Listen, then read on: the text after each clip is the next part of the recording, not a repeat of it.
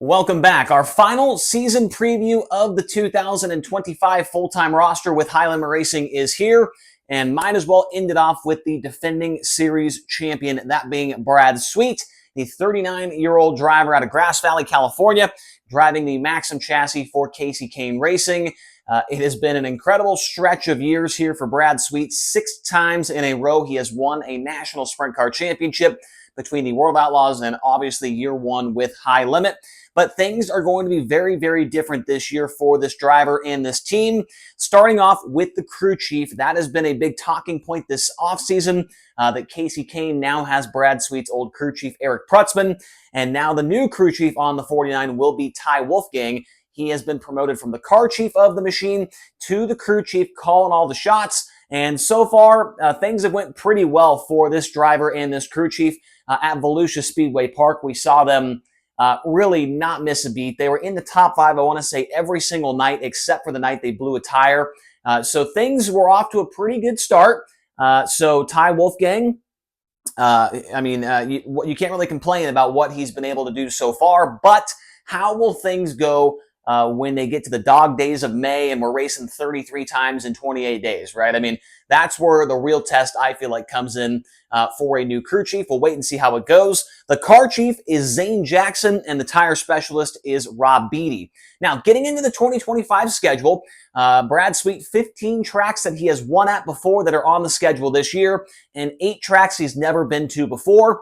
And at the top of the board there, you see Arizona, Texarkana, Kern, Route 66, 141, Red Cedar, Florence, and Path Valley. So quite a few tracks right there at the beginning of the year for Brad Sweet with Arizona, Kern, Texarkana, and Route 66. So he'll have a couple of new tracks to try and get familiar with there in the first 10 or so races of the season. Now, in the green writing, tracks he's won at before that are on the schedule: Silver Dollar, Eldora, Skagit, Lawrenceburg, Lakeside, Lernerville, Tri-City, Port Royal, Placerville, Lake Ozark, Las Vegas, Dodge City, Texas, Lucas Oil, and Vado. So definitely a pretty big footprint and a lot of variety there in those tracks that he has won at before in his career. Last year on the SprintCarRatings.com ranking system, they had Brad Sweet as the 5th best driver overall in 410 sprint car racing, which I don't know. I mean, I feel like if you win the High Limit Championship, I feel like 5th is a little bit low. Rico Aber was in front of him. I know Rico won. I think he won more money and more big races, so maybe that's kind of why. But 5th place overall, nonetheless, there for Brad Sweet. Last year, his best stat with High Limit Racing compared to the rest of the other full-time drivers, I only put 2 on there, but he was first in like 8 different categories. The ones that I thought were most impressive: 11 quick times overall. That was first overall, and 29 dash appearances, which was also first overall in all of those other drivers. And then he was first in points as well last year, as we mentioned at the top of the video. 2024, his overall stat line includes 10 wins in 51 starts, 35 top 5s, 44 top 10s, 236 laps led, a plus-minus of plus 58, qualifying average of 4.8, and a finishing average of 5.1. So, I mean, it really does not get much better than that right there. A 5.1 finishing average, 4.8 qualifying average. It's just hard to beat a guy when he is that consistent. We'll go down here into the strengths and talk about what Brad Sweet is good at. And if you can see the board, he's just good at everything. What is one thing that you could point out and say, Brad Sweet, he really needs to work on that. I mean, he is terrible at that. There really isn't much this guy isn't good at. And if you think there is, please let us know in the comment section below. I would love to hear your thoughts. One other thing that I found very impressive when looking over his stats, his top 10 efficiency. So when he starts in the top 10, how often does he finish there? And you might not be shocked at all to see it's 44 top 10 starts and 41 top 10 finishes, a 93% clip.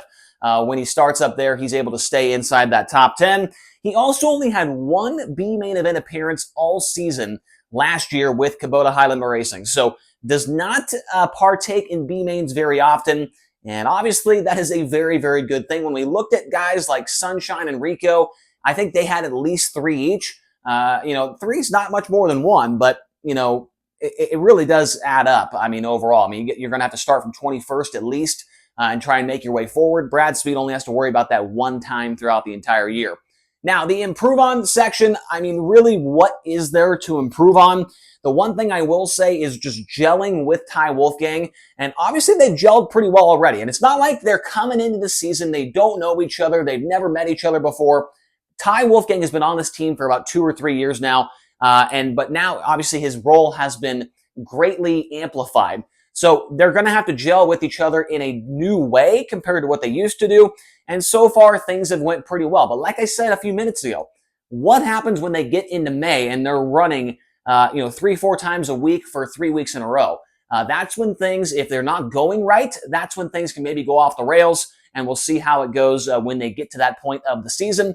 The other thing that I just thought was interesting was his average finish from the first half of the year was a 4.0, which is mind-boggling. And his second half average finish was 6.2. So he went down 2.2 positions, which sounds like a lot. But when you start out at 4.0, that is a very hard number to sustain over a 60-race schedule, right? So, it's definitely quite the drop-off.